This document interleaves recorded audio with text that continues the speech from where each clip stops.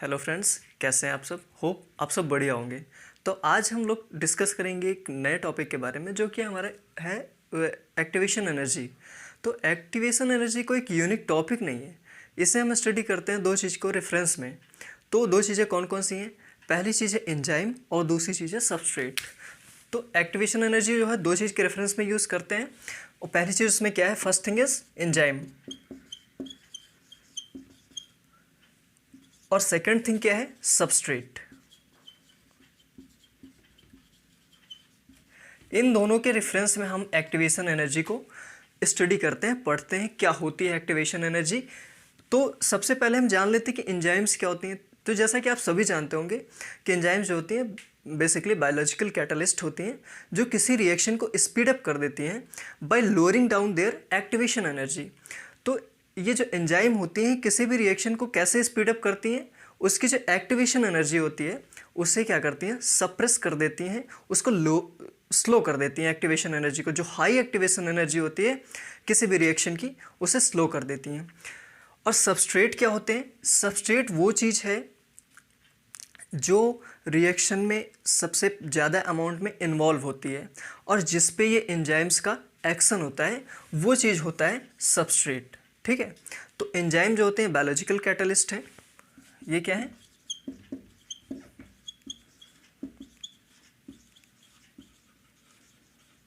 ये biological catalyst है और ये क्या करते हैं? एक्टिवेशन एनर्जी को ई ए से भी डिनोट करते हैं इसे। ठीक है।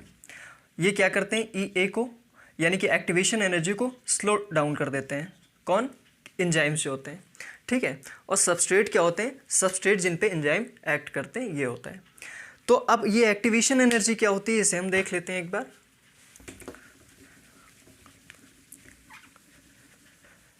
एक ग्राफ के थ्रू हम लोग समझेंगे। मान लीजिए एक ग्राफ है ये। ठीक है। यहाँ पे क्या है? E1 है, सबस्ट्रेट है ये। ठीक है। यहाँ पे एक सबस्ट्रेट है मान लीजिए, और यहाँ पे क्या है? ये इसका प्रोडक्ट है। ठीक। ये प्रोडक्ट है और ये सबस्ट्रेट है। तो सबस्ट्रेट क्या होगा? प्रोडक्ट में कन्वर्ट होगा। जब भी इसमें कोई एक्शन होगा उसके बाद ये क्या होगा? प्रोडक्ट में कन्वर्ट होगा। तो मान लीजिए इसका ये ग्राफ जा रहा है और इसका ये प्रोडक्ट का जा रहा है। तो सबस्ट्रेट को क्या होना है? प्रोडक्ट में कन्वर्ट होना है। तो ये यहाँ से यहाँ आ जाएगा। ठीक है। प्रोडक्ट फाइनली सबस्ट्रेट जब ब्रेक होते हैं तो प्रोडक्ट में ही उसका कन्वर्जन होता है। कोई भी प्रोडक्ट होता है और कोई भी सबस्ट्रेट के अकॉर्डिंग उसका प्रोडक्ट होता है। तो अब क्या हो गया? ये डायरेक्टली यहाँ पे नहीं आ जाता है। इसके लिए एक जो मिनिमम अमाउंट ऑफ एनर्जी होती है वो रिक्वायर होती है इस प्रोसेस को यहाँ तक पहुँचाने के लिए। तो वो उसका जो ग्राफ होता है वो थोड़ा ऐसे बनता है। ये है। अब ये ग्राफ जो बन रहा है, जो यही है एक्टिवेशन एनर्जी। इसको हम ई ए से डिनोट करते हैं। यही क्या है? एक्टिवेशन एनर्जी है। अब इसको स्लो डाउन कैसे करते हैं? अब मान लीजिए कोई एंजाइम इसमें ऐड कर दी गई, वो एंजाइम क्या करेगी? इस एक्टिवेशन एनर्जी को क्या करेगी? कम कर देगी। ठीक है। ये एक्टिवेशन एनर्जी क्या हो गई? कम हो गई। अभी जो इतना ज़रूरत थी, इतने अमाउंट ऑफ एनर्जी की ज़रूरत थी, अब वो क्या हुआ? अब वो यहाँ तक लिमिटेड रह गई। ठीक है। मतलब कि एक्टिवेशन एनर्जी जो है वो कम हो गई। पहले एक्टिवेशन एनर्जी क्या थी? ये इतनी थी और एंजाइम ऐड करने के बाद कितना हो गई? ये इतनी हो गई। ठीक है।